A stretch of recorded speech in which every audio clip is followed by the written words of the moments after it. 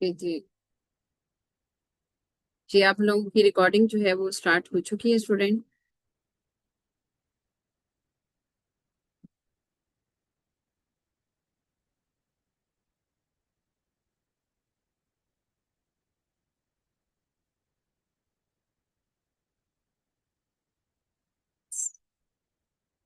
तो एक्सरसाइज जो है उसके बारे में मैं बता दूं कि आपके दो लिंक्स होंगे स्टूडेंट, ठीक है। और दोनों जो लिंक्स हैं उसका आप लोग जो है 2 दफा इसको जूम को ज्वाइन करेंगे। दो डिफरेंट टॉपिक्स जो है वो आपके कराए जाएंगे। Now recording start student.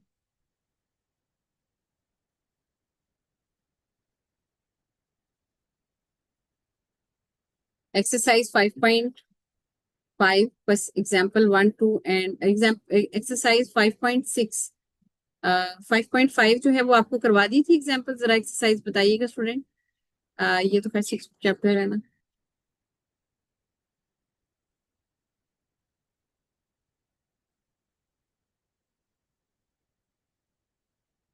जी जरा देखिए आपके सामने है। मैं खुद भी, मेरा ख्याल है कि ये हमें शायद करनी होगी जी। एक्सरसाइज 5.5।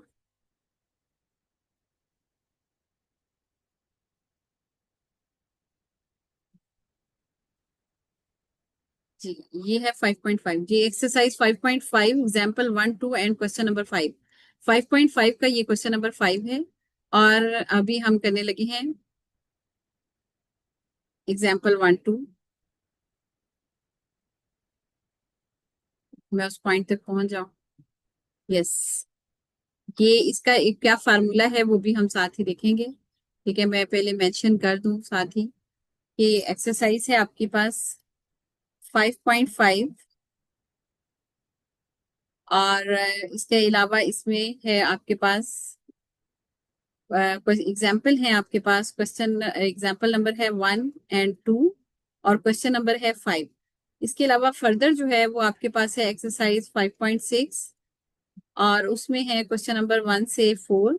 और ये रिलेटेड होगा वेक्टर फील्ड से। और जबकि ये जो है काशीज इंटीग्रल जो है फार्मूला, ठीक है, ये काशी से रिलेटेड है।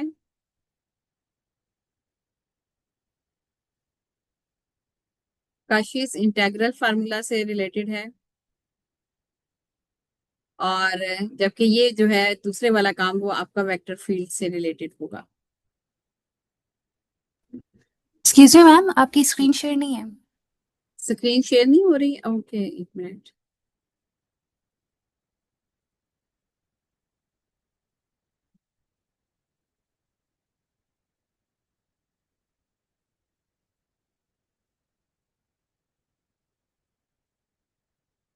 ओके जी स्टूडेंट, काशीज इंटीग्रल फार्मूला से रिलेटेड है एग्जाम्पल 1 2, ठीक है। और ये मैं लिख भी रही थी कि काशीज है एग्जाम्पल 1 2 और क्वेश्चन नंबर 5। और एक्सरसाइज 5.6 से जो है वो आपका है वेक्टर फील्ड। ये तो है ना काशीज इंटीग्रल जो भी है, और ये जबकि है वेक्टर फील्ड से रिलेटेड है, ठीक है। और इसके अंदर हम पढ़ेंगे कि डाइवर्जेंस ऑफ वी और वगैरह, या अगर कर्ल एफ की डिस्कशन करेंगे। लेकिन फिलहाल जो है वो हम एक्सरसाइज 5.5 का आपको बताते हैं। काशीज इंटीग्रल जो फार्मूला है वो क्या होता है।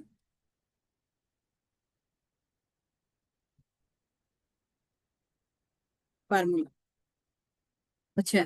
अब इसमें जरा देखें स्टूडेंट के आपके पास ना ये होता है basically f(z0) is equal to 1/2 pi iota integral line integral C contour के साथ, और f(z)/z-z0, ठीक है। न्यूमरेटर जो है उसको हमने f(z0) के साथ, मेरा ख्याल है यहाँ पे भी राइट पे भी चेक कर लेते हैं कि क्या होता है। अच्छा, अब हम उसकी फार्मूलेशन जो है उसको फर्दर जो है उसको कैसे सॉर्ट आउट करते हैं। जी जी, काशीस का फार्मूला है इसके इससे ऊपर जरा मैं बता दूं आपको कि कैसे आपने इसे करना है। कि आपने यहाँ पे f(z0) = 1/2 पाई आयोटा इंटेग्रल सी f(z)/z-z0 dz, ठीक है। ये आपने जो है इसको इस तरह से आपने इसको किया, और यहाँ से आप देखें यही चीज मैंने लिखी है। अब आप देखें कि क्वेश्चन को जब आपने सॉल्व करना है ना, तो आपके पास जो डिनोमिनेटर का सेक्शन होगा ना, वहां से आपको जी नॉट मिल जाएगा। जेड के अंदर से माइनस करके जो एक चीज बचेगी वो आपके पास जेड नॉट होगा। ठीक है, हम करेंगे इसको, कंडीशन को सॉल्व कैसे करते हैं हम क्या करते हैं कि 2 पाई आयोटा को मल्टीप्लाई कर देते हैं एफ ऑफ जी नॉट से, तो ये आपके पास लाइन इंटेग्रल का जो फार्मूला है ये आपके पास जो है वो आ जाता है। और यहाँ पे अब आप जरा देखें, इसकी फर्दर जो है डिस्कशन में मैं आपको बताती हूँ कि कैसे इसको सॉल्व किया जा रहा है।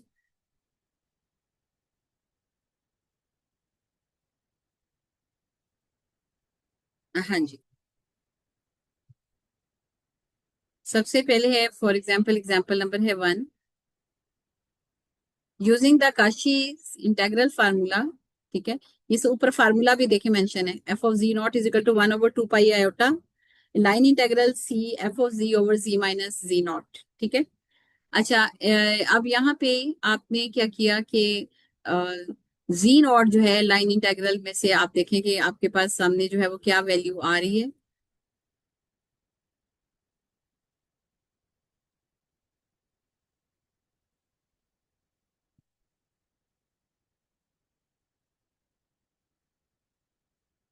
जी, अब है यहाँ पे एग्जाम्पल नंबर है 1, एक्सरसाइज 5.5 की एग्जाम्पल नंबर 1 हम कर रहे हैं। उसने कहा है कि by using Cauchy's integral formula,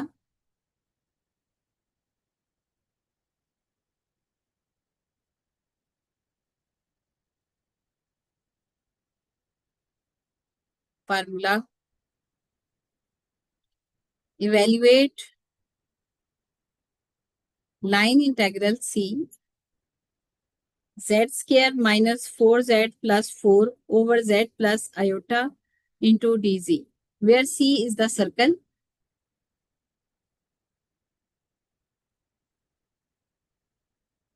and Z magnitude is equal to 2। ठीक है, अच्छा अब यहाँ पे आप जरा देखें कि आपके पास है लाइन इंटेग्रल है, यहाँ से आपके पास आ जाता है ये लाइन इंटेग्रल सॉल्यूशन में। आपने line integral C Z square minus 4z+4 over Z plus iota को बेसिकली निकालना है। ये तो चले ठीक है कि सर्कल का वो रेडियस है, ठीक है। अच्छा, इसके अलावा ये है कि also find the radius of the circle, ये भी चीज आ जाती है। अच्छा, आप जरा यहाँ पे जरा देखें स्टूडेंट, कि आपके पास ना ये जो ऊपर वाली वैल्यू होगी ना, इसको आप एफ ऑफ जी कहेंगे। ठीक है, ये जो ऊपर वाली वैल्यू है इसको आपने एफ ऑफ जी कहना है, और ये जो नीचे वाली वैल्यू है इसको आपने बनाना है जेड माइनस जेड नॉट। ठीक है ना, यहाँ से देखें, यहाँ फार्मूला,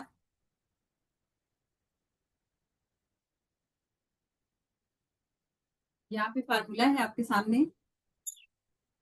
तो इस फार्मूले के मुताबिक जेड माइनस जेड नॉट जो है ना वो डिनोमिनेटर में। हम्म, तो यहाँ पे line integral C Z square minus 4z+4 over Z minus into minus iota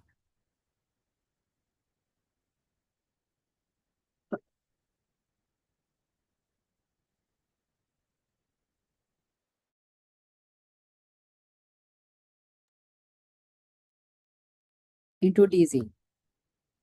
यहाँ से हमें पता चल गया कि जेड नॉट जो है वो है माइनस आयोटा।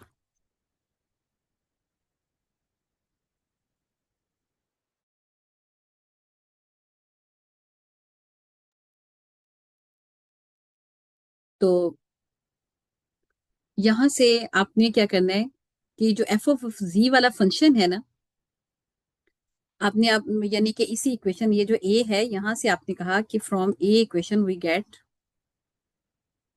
कि जेड नॉट जो है वो माइनस आयोटा है, और एफ ऑफ जी जो है वो न्यूमरेटर वाला एरिया है, जेड स्क्र माइनस 4z+4। अच्छा, अब आपने कहा कि आपने एफ ऑफ जी नॉट निकालना है।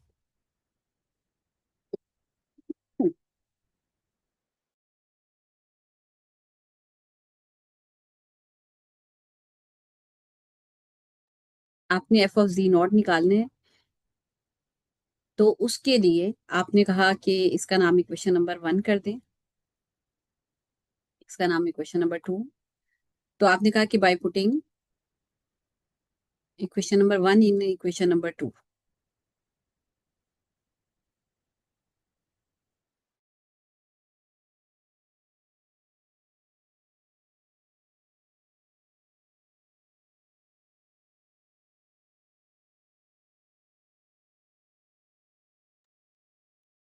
अच्छा, तो इसमें अब आपने यहाँ पे जेड नॉट की वैल्यू जो है ना माइनस आयोटा पुट कर दी। तो यहाँ पे अब आपने कहा कि एफ ऑफ, यानी कि पहले आप लिख लें कि जेड नॉट की जगह पे, जेड की जगह पे पहले आपने जो है वो एफ ऑफ जेड की जगह जेड नॉट किया, तो ये जेड नॉट का square minus 4 Z not plus 4। ठीक है। अब जेड नॉट जो है वो है आपके पास minus iota, F of minus iota is equal to minus iota का स्क्वायर -4 × -आयोटा+4। आपको पता है कि आयोटा स्क्वायर जो है ना वो -1 होता है, तो ये तो आयोटा स्क्वायर आ गया पॉजिटिव के साथ, +4 आयोटा+4। तो ये आ गया -1 +4 आयोटा+4। तो यहां से आपके पास 4 आयोटा+3 की वैल्यू आ गई।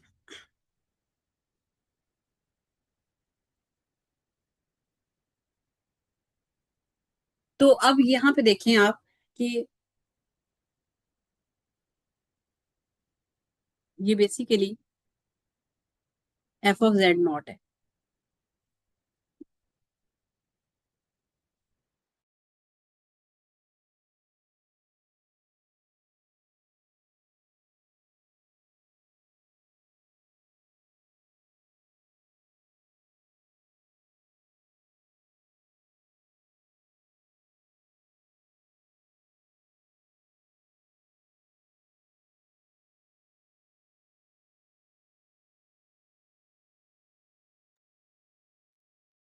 तो अब यहाँ पे देखें आप कि एफ ऑफ जेड नॉट की वैल्यू जो है वो है एफ ऑफ माइनस आयोटा। अब हमने इस फार्मूले के मुताबिक हमने कहा कि ये आपके पास आ गया, इक्वेशन नंबर 3 कर लें इसका नाम, कि काशीज इंटेग्रल फार्मूला जो है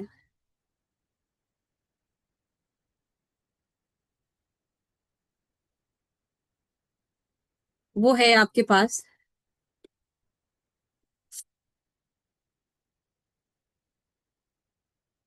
जी काशीज इंटेग्रल जो फार्मूला है वो है आपके पास स्टूडेंट के F F of G not, sorry, F of G not ये सामने है आपके, is equal to 1/2 pi integral C F of G over G minus G not D C. अब आप इसको इस तरफ क्रॉस मल्टीप्लीकेशन ले जाएंगे ना, तो ये आपके पास ये चीज आ जाएगी आपके पास। ठीक है। लेकिन इसके अलावा एक और चीज जो है, हाँ जी बस ठीक है, इसके साथ ही यहाँ पे आप जरा देखिए ना ये चीज, ये उसने क्या किया है कि ये यहाँ पे आपने इनलाइन इंटेग्रल सी को लेफ्ट साइड पे चले कर दे, F of G over G minus G not D G is equal to, ये 2 पाई आयोटा इधर के साइड पे आ गया ना, 2 pi iota into F of G not. अब जी नॉट हमारे पास क्या है, at G not is equal to minus iota है। ठीक है। तो हमने कहा कि ठीक है कि जी नॉट ये है और एफ ऑफ जी जो है, यानी इक्वेशन नंबर 1 और 2 आप समझ लेना, और 3 भी आप पुट कर दें, यानी कि जो आप समझें कि आप इसी तरह से कर दें कि बाय पुटिंग इक्वेशन नंबर 1 2 3 कर दें, by putting equation number 1 2 and 3। जी। तो यहां से आप जरा देखें, इक्वेशन नंबर 1 है आपके पास माइनस आयोटा, 2 है आपके पास एफ ऑफ जी, और 3 है एफ ऑफ जी नॉट। ये वैल्यूज आप पुट कर दें।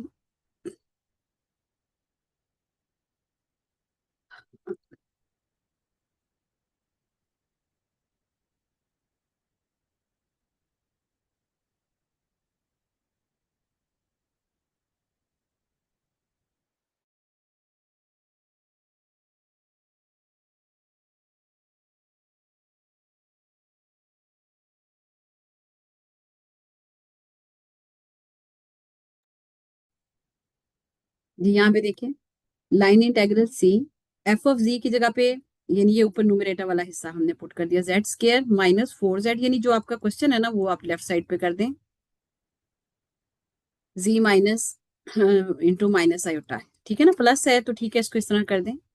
राइट साइड के साथ 2 पाई आयोटा करके आपने इसको इस ऊपर वाले की वैल्यू के साथ मल्टीप्लाई किया ना, यानी एफ ऑफ जी नॉट, जो कि आपके पास कितना आया हुआ था तकरीबन स्टूडेंट, जो आपके पास आया हुआ था 3 + 4 आयोटा आया हुआ था शायद, देख लेते हैं।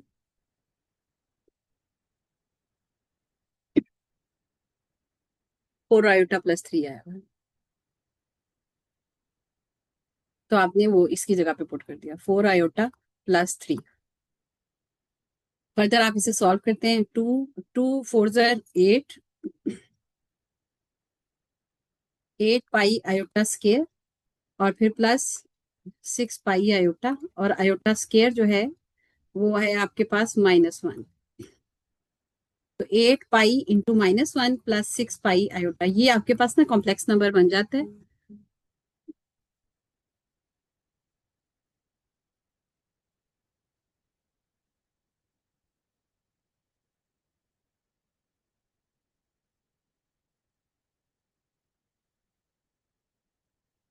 अच्छा जी, ये देखें जरा, ये 6 पाई आयोटा आ गया आपके पास। अच्छा, और यहाँ पे आप साथ ही इसके लेफ्ट पे भी जो है ना वो चेक कर सकते हैं कि आपके पास जो है ना वो किस तरह से आ रहा है। जी, इसके अंदर उसने पाई को चले कॉमन ले लिया है, तो -8 + 6 आयोटा, ठीक है, ये आपका आपके पास आंसर आ गया। अच्छा, एग्जाम्पल नंबर 1, और साथ ही जरा देख लीजिएगा एग्जाम्पल 2। अगर आपके पास डिनोमिनेटर में ये जो फैक्टर बन रहा होता है ना स्टूडेंट, इसी को रेजिड्यूल भी कहते हैं। कि कोई स्मूथ सरफेस है, डोमेन है डी, उसके अंदर अगर कोई आपके पास कोई समझे कि एक सेपरेट अलहदा से डोमेन जनरेट हो रही है ना, वो आपके पास रेजिड्यूल कहलाते हैं, वो डिनोमिनेटर के अंदर फैक्टर होते हैं। तो अब ये जैसे एक था फैक्टर, एक स्मॉल डोमेन थी, ठीक है, तो यहाँ पे आप जरा देखिए दो भी आ सकती हैं, एग्जाम्पल नंबर 2 के अंदर देख लें। उसके अंदर भी आपको बताएंगे कि आपने इसको, मैं जरा जरा दिखा दूं कि शायद कोई ऐसा फेस बनाया इसने डोमेन का शो किया हो, ताकि आपको ना ग्राफिकली तौर पे फिगर में पता चल जाए।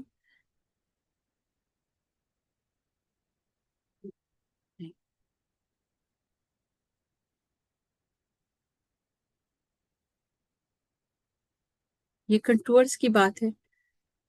चलिए, डोमेन का भी आपको अभी आ जाएगा कहीं ना कहीं किसी ना किसी में। तो जस्ट लाइक ये कंटूर्स होते हैं, दो लाइन इंटेग्रल जो जनरेट की जा रही हो ना, तो उससे मिलके अगर आपके पास एक क्लोज्ड एरिया, जस्ट लाइक ये टू क्लोज कंटूर्स हैं, टू क्लोज कंटूर्स की लाइंस हैं, जिसकी वजह से दो कंटूर्स जनरेट हुए हैं। अच्छा जी, खैर अभी हम बात करते हैं एग्जाम्पल नंबर 1 की, एग्जाम्पल नंबर 2 की, ठीक है। उसे का evaluate z/z² + 9 × dz where c is a circle z-2 iota whole mod is equal to 4। ये तो ठीक है, सर्कल की डेफिनेशन ठीक है, इसके अंदर देखें,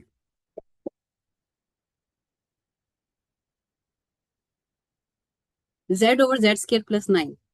अब ये z² + 9 जो है, इसको अगर देखा जाए तो उसने क्या किया है कि इसको उसने कहा कि मैं अगर इसको अयोटा की फॉर्म में खुद ब खुद ही, यानी उसने कहा कि मैं इसको अयोटा की फॉर्म में लेकर जाऊं, तो ये मेरे पास फार्मूले जो है वो z² और +9 आयोटा स्केयर भी आ सकता है, ठीक है।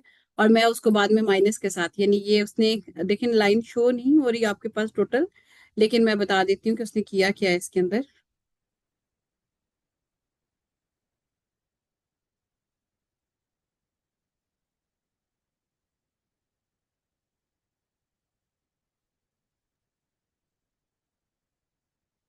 देख, यहाँ पे जरा देखें स्टूडेंट के, एग्जाम्पल नंबर 2 है, ठीक है, इसमें भी इवेल्युएट यही चीज ही करनी है।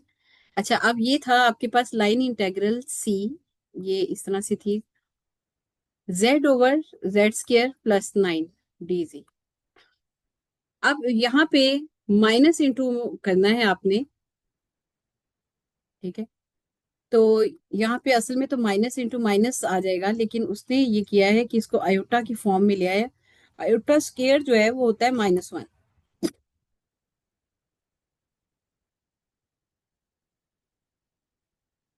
Z over Z square minus into -9 इसे लिख सकते हैं ना इस तरह, ठीक है। प्लस है, एक प्लस को आप लिख सकते हैं माइनस इंटू माइनस। अब यहाँ पे ये है कि इंटेग्रल सी जो है इसमें उसने क्या किया कि Z over Z square minus, और इस -1 की जगह पे उसने किया किया है इसको आयोटा का नाम दे दिया।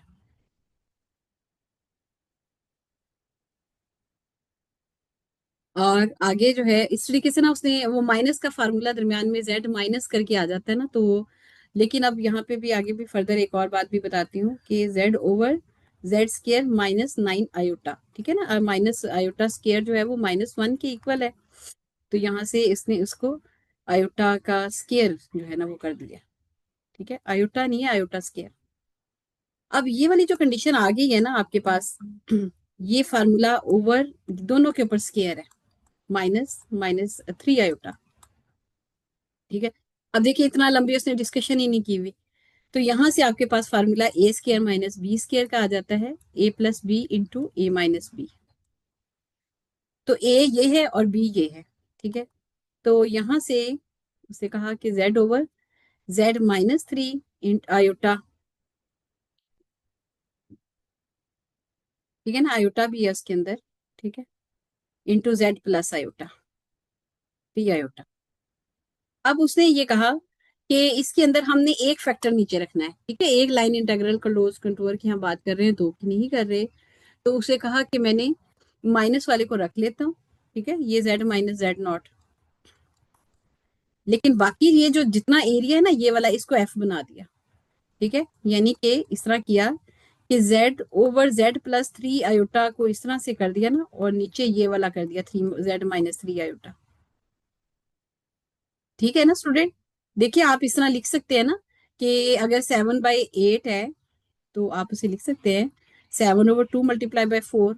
फिर आप उसे इस तरह से भी लिख सकते हैं 7/2, उसका एक पोर्शन ऊपर लेकर जा सकते हैं, ठीक है ना। तो इसी तरीके से उसने कहा कि ये वाली जो चीज है ना, ये सारा ये आपका बन गया एफ ऑफ जी बन गया, और ये बन गया आपके पास जेड माइनस जेड नॉट, और जेड नॉट आपके पास 3 आयोटा हो गया, ठीक है। इस तरह से उसने यानी कि इसको जो है ना वो कर दिया।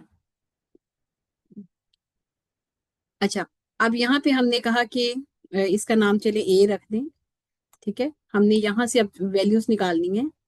एक तो हमने कहा कि z माइनस जेड नॉट जो है वो उसने कहा है कि z -3 आयोटा है, तो विच एम्प्लाइज कि जेड नॉट जो है वो आपके पास आ गया 3 आयोटा, ठीक है ना। जेड माइनस ये वाला जो चीज है ना जेड नॉट हो गई। ये क्वेश्चन नंबर 1। ऊपर न्यूमरेटर को एफ ऑफ जी कह दें, Z over Z plus 3 iota. ये क्वेश्चन नंबर 2 आ गई। तो थर्ड जो चीज है वो है कि ज्यादा नीचे चला गया। थर्ड है कि एफ ऑफ जी नॉट निकालना है आपने at Z not is equal to 3 iota, ठीक है ना। जेड नॉट की जगह पे जेड की जगह पे जेड नॉट कर दें पहले चाहे आप, ठीक है। तो F of 3 iota is this is equal to F of G not, जहां जहां जेड है वहां जेड नॉट कर दें। 3 iota over 3 iota plus 3 iota, तो ये आ जाता है 3 आयोटा ओवर 6 आयोटा। आयोटा से आयोटा कैंसिल 1/2 आ जाता है आपके पास, ठीक है। ये क्वेश्चन नंबर 3 आ गई। अब आपने काशीज इंटीग्रल का फार्मूला लिखना है। बेसिकली तौर पे ना आप उसका काशीज इंटीग्रल का जो फार्मूला है उसे चले लिख लें।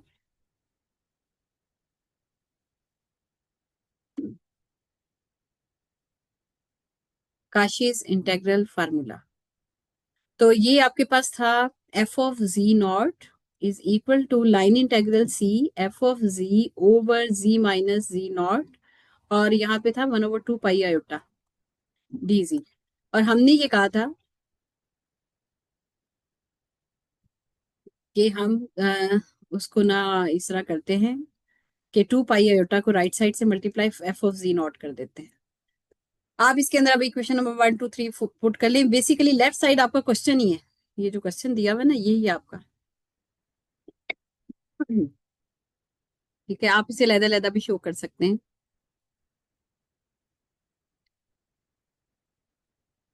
यानी जो क्वेश्चन है ना वही आप चाहे लिख दें लेफ्ट साइड पे, z/z² + 9z पूरा लिख दें चले। लेकिन ये 2 पाई आयोटा, और यहाँ पे बाय पुटिंग इक्वेशन नंबर 3, वो थी हमारे पास 1/2 आयोटा करके, मेरा ख्याल है शायद थी इस तरह थी, सिंपल 1/2 था। ठीक है, तो ये 1/2, ये 2 से 2 कैंसिल हुआ, पाई आयोटा आपका आंसर आ गया, यहाँ पे भी आप देख लें। ठीक है, यही। और सिमिलरली आपने, ये आपकी एग्जाम्पल नंबर मैंने 1 और 2 करवा दिए काशीज इंटेग्रल के नाम से। अगली वीडियो मैं अभी करती हूँ, लेकिन मैंने 1 2 और यहाँ पे क्वेश्चन 5 देख लें जरा। अब ये 5.6 हम करेंगे। ठीक है, मैं इसी को ही जो है ना कंटिन्यू को चाहे कर दूं। Exercise 5.6 1 to 4।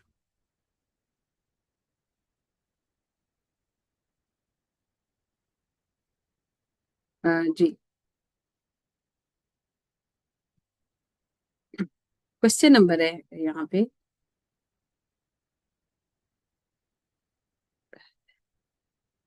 Exercise. Ji, question number था 1 to 4, ये था वेक्टर फील्ड से रिलेटेड। अच्छा, एक बात सुन लें जरा स्टूडेंट, ये 5 पॉइंट ठहरिएगा 1 मिनट, 5.6 है। अच्छा जी, अब मैंने अभी ये दूसरी वीडियो में मैं अभी आपको वेक्टर फील्ड के अंदर हम निकालते हैं आमतौर पे डाइवर्जेंस ऑफ वी, या वी या एफ है, देख लेते हैं, इक्वल टू 0 करते हैं। अब वो मैं अभी आपको बताती हूँ कि वो क्या है, और एक कर्ल निकालेंगे। अच्छा, वो सिंपल है, वो भी अभी आपके साथ वीडियो एक शेयर करते हैं।